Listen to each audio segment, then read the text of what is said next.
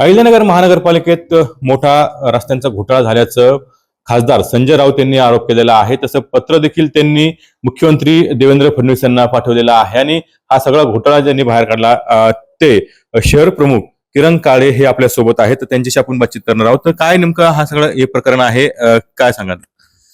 लक्षात घ्या की स्थानिक स्वराज्य संस्था महानगरपालिका ही तिथल्या लोकल यंत्रणेची एक लाईफलाईन असते आणि ती जर विस्कळीत झाली तर सगळं जनजीवन विस्कळीत त्या ठिकाणी होतं. आणि विशेषतः रस्ते हा जो विषय हा अनअवॉइडेबल विषय आहे.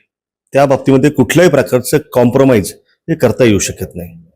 मी सन 2016 ते 2020 हा एक पहिला टप्पा आणि सन 2020 ते 2023 हा असा दुसरा टप्पा, या कालावधीमध्ये या अहिल्यानगर महानगरपालिकेकडनं जी काही रस्त्यांची कामं केली गेली त्याची RTIच्या अंतर्गत माहिती काही मागवली होती. ज्याला त्या माहितीची मी व्यवस्थित पडताळणी केली, अभ्यास केला, त्याला माझ्या लक्षात आलं की लोक जी तक्रार करतायत, आम्ही लोकांच्या वतीने ज्या तक्रारी प्रशासनाकडे करतोय त्याचा बेस जो आहे तो ह्या सगळ्या कागदांमध्ये आहे. या शहरामध्ये आजपर्यंत झाला नाही एवढा मोठा स्कॅम या रस्त्यांच्या कामांमध्ये झालेला आहे. याची व्याप्ती जी आहे पहिल्या टप्प्यातल्या कामांच्या भ्रष्टाचाराची ही साधारणतः 300 ते 350 कोटी रुपयांची आहे, हे लक्षात घ्या.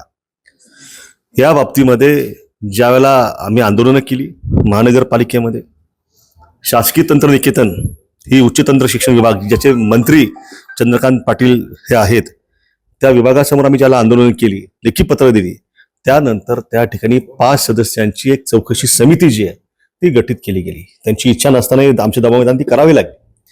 ज्यावेळेला महानगरपालिकेमध्ये एखाद्या कामाचं बिल अदा केलं जातं, ते काम दर्जेपूर्ण झालंय की नाही यासाठी गुणवत्ता पडताळणीचा टेस्ट रिपोर्ट, काही कामांमध्ये थर्ड पार्टी टेस्ट रिपोर्ट हा घेणं बंधनकारक आहे. गुणवत्ता पडताळणीचा रिपोर्ट ज्याला एखादी संस्था शासनाची देते याचा अर्थ असा अपेक्षित आहे की त्याचं जे काही रस्त्याचं 5-25 वर्षांचं लाईफ आहे तर ते त्या ठिकाणी सुरक्षित असेल अशा दर्जाचा रस्ता त्या ठिकाणी केलेला आहे.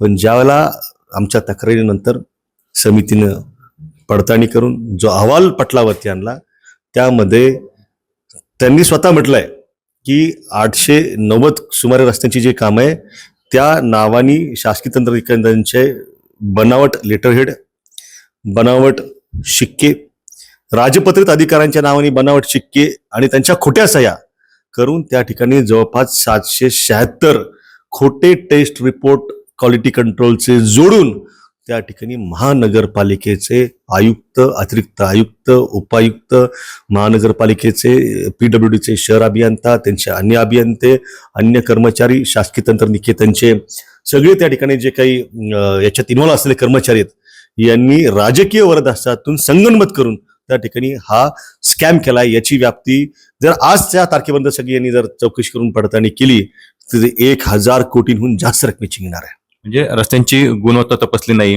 किंवा अनेक ठिकाणी रस्तेच पूर्ण केले नाही असं आरोप म्हणायचा का तुम्हाला? अगदी स्पष्ट आहे की नुसता आरोप नाही आहे, हा आरोप नाही करत आहे मी, हा शिवसेनेनं कागदपत्रांचं, पुराव्यांचं आणि त्यांच्या एका विभागाने चौकशी आणती रेकॉर्डवरती आणलेला प्रूव्हन भ्रष्टाचार आहे. ज्या पद्धतीनं हे बनावट रिपोर्ट त्या ठिकाणी गुणवत्तेचे जोडले गेले याची कारणं अशी आहेत की तुम्ही प्रत्यक्ष रस्त्यावरती जी कामं केली ती निकृष्ट दर्जाची केली, ती तुम्हाला दडवायची आहेत कारण तुम्ही त्या ठिकाणी टक्केवारी खाल्लेली आहे, पैसे जिरवायचे आहेत. त्यांनी जो काही त्या ठिकाणी भ्रष्टाचाराचा ढेकर दिलेला आहे त्यांना तो पचवायचा आहे. दुसरी गोष्ट जी आहे की काही ठिकाणची कामं ही फक्त कागदावरती दाखवण्यात आली, प्रत्यक्षात ती कामं रस्त्यावरती केलेली नाहीत. तुम्ही जा शहरामध्ये रस्ते शोधा, तुम्हाला ते रस्ते शोधून सापडणार नाहीत. काही ठिकाणी एकाच रस्त्यावरती निकृष्ट कामं करून वारंवार कामं केली आहेत, त्याची वारंवार सुद्धा बिलं लाटलीत. आता पुढचं पाऊल तुमचं काय, कसं असणार काय? मागच्या 2 वर्षांपासून मी या जिल्ह्याचे जिल्हाधिकारी, मी तर आत्मदनाचा इशारा दिला होता, त्यावेळेला मला इथल्या पोलिसांनी ताब्यात घेतलं. छत्रपती संभाजी महाराजांच्या स्मृतिदिनाच्या दिवशी मी जिल्हाधिकाऱ्यांच्या दालनासमोर आत्मदहन करणार होतो. मला लेखी आश्वासन त्या ठिकाणी दिलं. 3 प्रकारची आश्वासन मला आतापर्यंत दिली. पहिले तर की अतिरिक्त आयुक्तांची आम्ही चौकशी समिती नेमतोय, नंतर मला सांगितलं की उपायुक्त सामान्य प्रशासन यांची चौकशी समिती नेमतोय. हा जो काही तांत्रिक स्वरूपाचा भ्रष्टाचार त्या ठिकाणी आहे त्या बाबतीमध्ये जसं PWD आहे, एक सक्षम यंत्रणा शासनाची आहे, त्यांच्याकडनं आम्ही टेक्निकल याचं जे आहे त्याची चौकशी करून दोषींवरती 1.5 महिन्यांच्या आतमध्ये फौजदारी गुन्हे दाखल करू, हे मला कधी सांगितलंय? मागच्या 1.5 वर्षापूर्वी लेखी उत्तर देऊन. मात्र प्रत्यक्षामध्ये सगळ्यांनी संगनमत करून त्या ठिकाणी हा भ्रष्टाचार दाबला आणि हा भ्रष्टाचार दाबण्यासाठी त्या ठिकाणी आता या राज्यामध्ये जे महायुतीचं देवाभाऊंचं सरकार आहे आणि 50 खोके घेऊन ज्यांनी महाराष्ट्रातून परागंदा होत त्या ठिकाणी जनतेशी गद्दारी केली या मतदारांशी राज्यातल्या, त्यांच्या वळचणीला आता ते सगळे भ्रष्टाचारी लोक गेलेले आहेत. ते राजकीय संरक्षण घेऊन त्या ठिकाणी सुरक्षित आहेत. मात्र आता मी मागच्या 2 दिवसापूर्वी माननीय राज्यपाल महोदयांपासून पण मग तुमची आता पुढची दिशा कशी असणार म्हणजे सगळ्यात? या बाबतीमध्ये आमचे नेते खासदार संजय राऊत साहेब यांनी आम्ही आजपर्यंत तक्रारी केल्या आणि जे काही पुरावे समोर आहेत या सगळ्याची फाईल जी आहे ती त्यांनी मुख्यमंत्री देवाभाऊंना पाठवलेली आहे. आणि आम्ही सरकारच्या सगळ्या यंत्रणांकडे 24 ते 25 यंत्रणांकडे याची मागच्या 2 दिवसामध्ये परत तक्रार केलेली आहे. याच्या आधी अँटी करप्शनकडे राज्याच्या अपर पोलीस महासंचालकांना भेटून मी हे सगळे पुरावे दिलेत.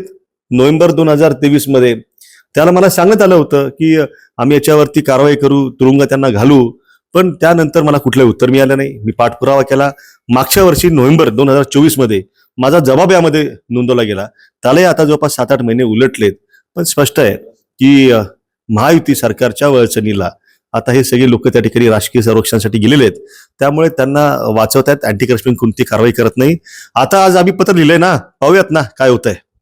निश्चित आता मुख्यमंत्री देवेंद्र फडणवीस यांना पत्राद्वारे या सगळ्या भ्रष्टाचाराची माहिती जी आहे ती खासदार संजय राऊत यांनी दिलेली आहे. त्यामुळे आता आगामी काळात यावरती काय कार्य होते हे पाहणं अत्यंत महत्वाचं असणार आहे. केवळ कुणाल जायकर, TV9 मराठी, अहिल्यानगर.